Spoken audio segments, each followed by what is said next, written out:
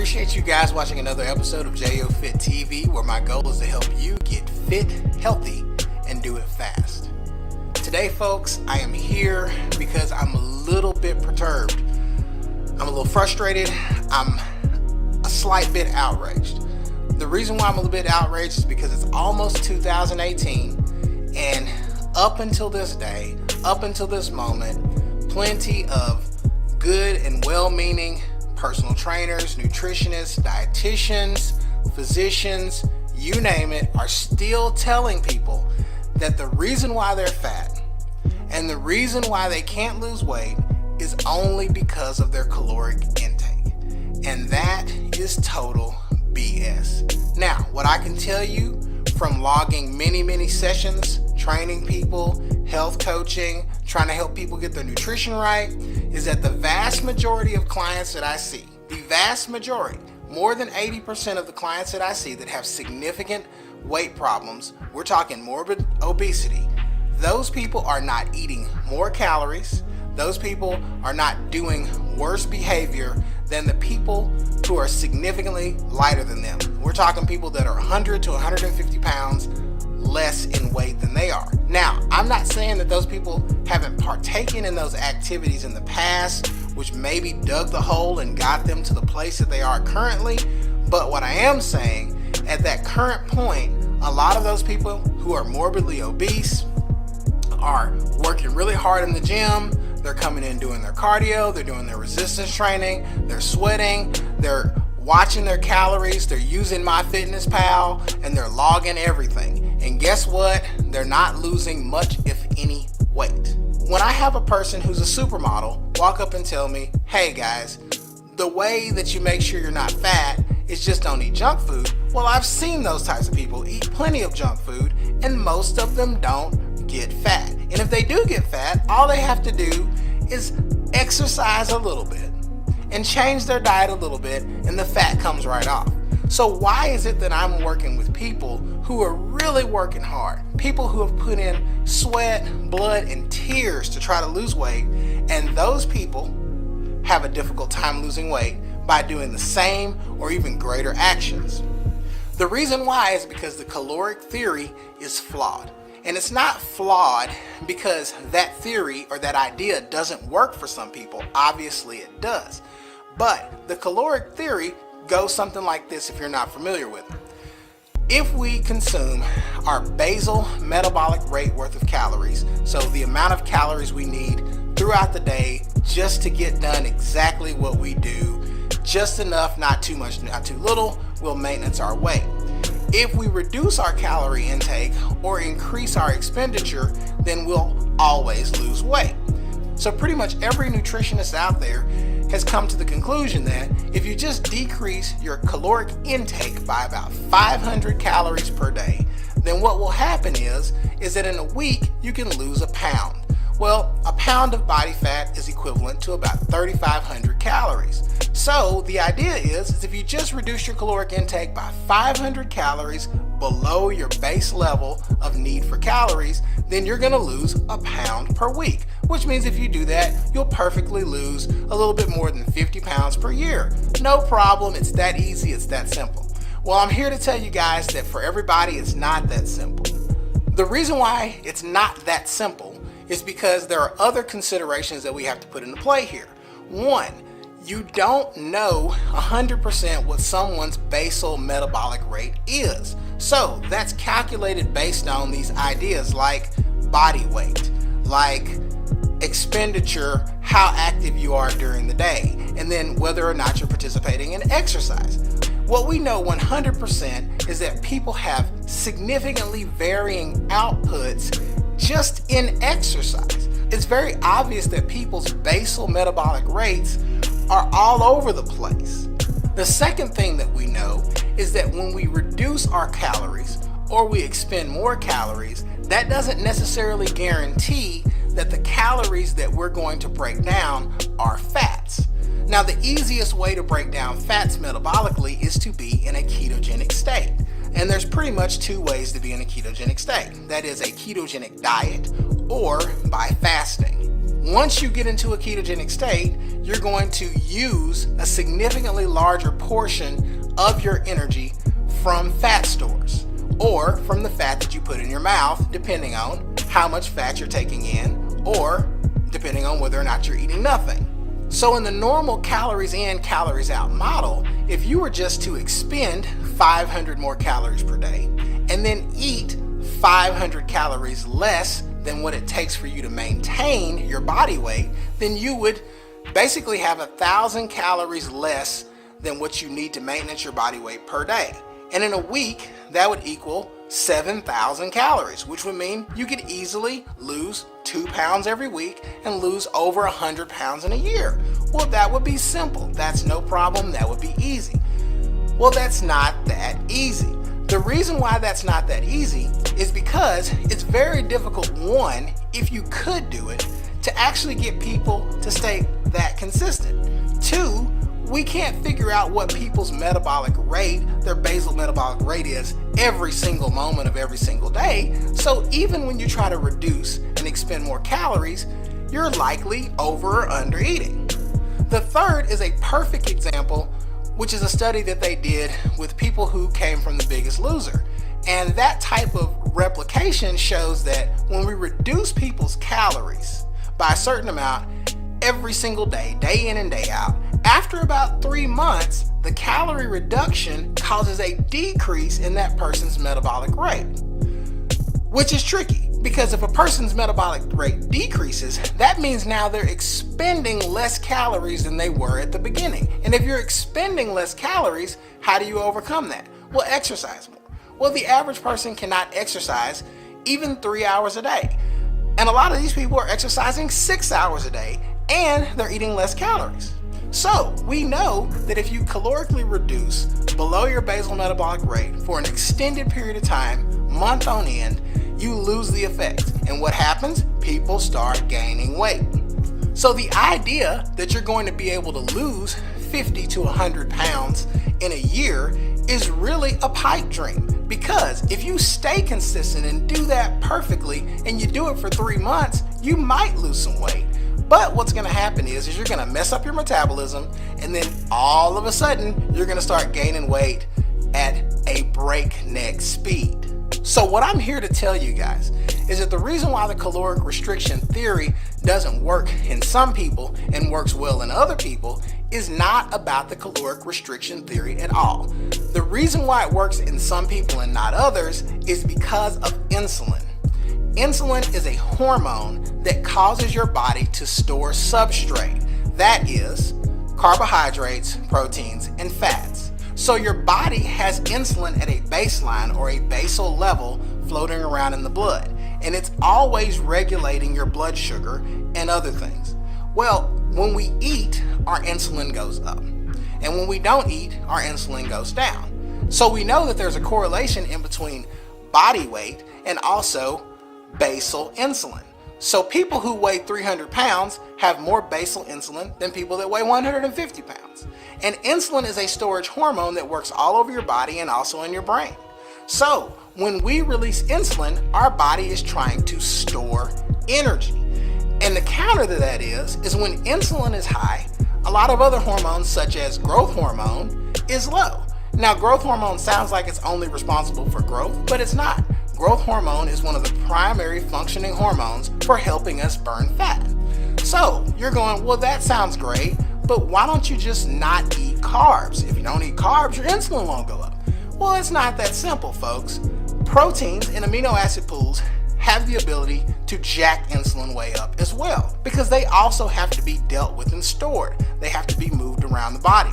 So there's lots of people who are really fat people who have been told, go to the gym, work out, push it hard, increase your protein intake. They finish their workout, they knock back a 40 or 50 gram protein shake, and they think they're doing some great good to their body. And in reality, what they've done, because we know this, in a lot of people, whey protein is extremely insulinogenic so that it drives insulin up. Now, not just that, but people who have this insulin issue and people who have high levels of insulin that go up after they consume food, their insulin stays up for an extended period of time. So we're not just talking about increasing insulin doing its job and it going down. What happens is those people increase insulin, and not 2 hours, not 3 hours, sometimes not just 4 hours, but 5, 6, and 7 hours down the line, their level of blood insulin is still high. This happens regardless of what blood glucose is. So when you go to the doctor and they do your annual and they take the blood and they say your fasted blood glucose was this number or that number and it was within the range and you're not diabetic, what they're essentially saying is you can still control your blood sugar or your blood glucose by using insulin. But insulin is not reflected in that test. What's reflected is whether or not your blood glucose is at a normal level. It doesn't tell you, that test doesn't tell you whether or not you have to release a large amount of insulin or a small amount of insulin, or how long you have to release the insulin to keep your blood glucose at a normal level. So one Dr. Kraft, who did tons and tons and tons of case studies on people, shows 100% that people can have the same blood glucose level but have significantly different insulin levels that release and sustain themselves and release over time. So you're going, okay, what does that have to do with what I'm talking about? Well, what it has to do with what I'm talking about is that if you're a person who releases a lot of insulin after you eat, and that insulin stays up in your body for an extended period of time after you eat, then that means that your body is in storage mode. Your brain is in storage mode. So what happens? A couple things happen. You, one, want to eat more. Two, you're going to be in storage mode. So if you're in storage mode, just like I told you before, you're definitely not going to be burning any fat. So you can exercise your ass off. And you know what's going to happen? Very little to nothing, because insulin is an anabolic storage hormone. And even if you're exercising, you're not going to be getting rid of a lot of fat.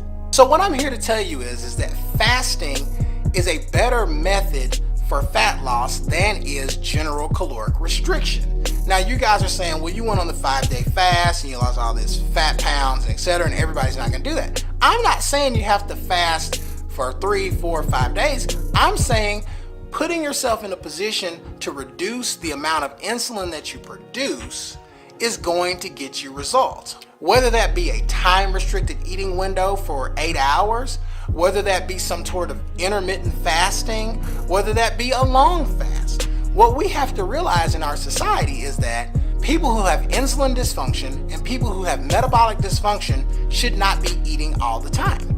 My mother, because it runs in our family, was diagnosed as a type 2 diabetic many years ago.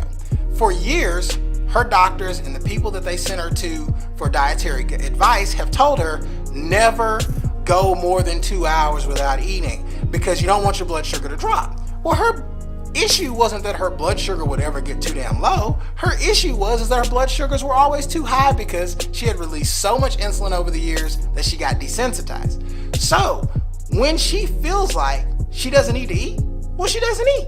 And you know what? She's been regulating her blood glucose via metformin only for over 30 years, going against the advice of what the doctors say. Now, I'm not going to tell you to go against the advice of the doctors because I don't know your solution. I don't know your condition. I'm not a doctor. I'm not the one that should be telling you that. But I'm telling you that there are great people out here that are having the same experiences that you are having, that many other people are having. And what they're learning is that when they don't eat, they lose weight. And they can not eat, not eat. And that's going to cause a positive effect on their metabolism. So not only when we fast do we start to get into ketosis and burn more fat, but we also influence the insulin system because blood insulin goes significantly down. And those receptors that have to deal with insulin, because there is less and less insulin on average, they become sensitized more to insulin. So that when you go back to normal eating, you eat and you have to release less insulin to take care of the substrate that you had to deal with before.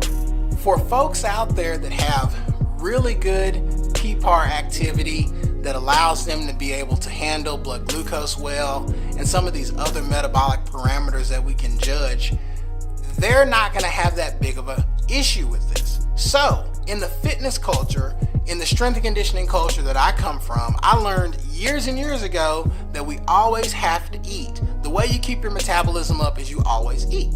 Well, that type of program works functionally really well for people who release very small amounts of insulin when they eat. So they release some insulin, their insulin does its job, it takes up the blood glucose or does work with the amino acids or stores the fat the way it's supposed to, and then the insulin very quickly goes away.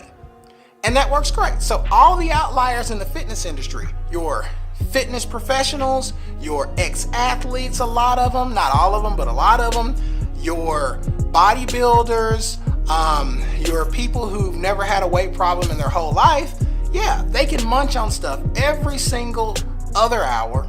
And even some people have to do that just so they can gain weight and gain muscle, because if they don't eat, they don't stimulate enough insulin and they can't gain enough weight. Well, for people who are fat and they're going to nutritionists, they're going to personal trainers, they're going to dietitians, and the dietitians are telling them, you need to graze all the time. You need to constantly be munching on food.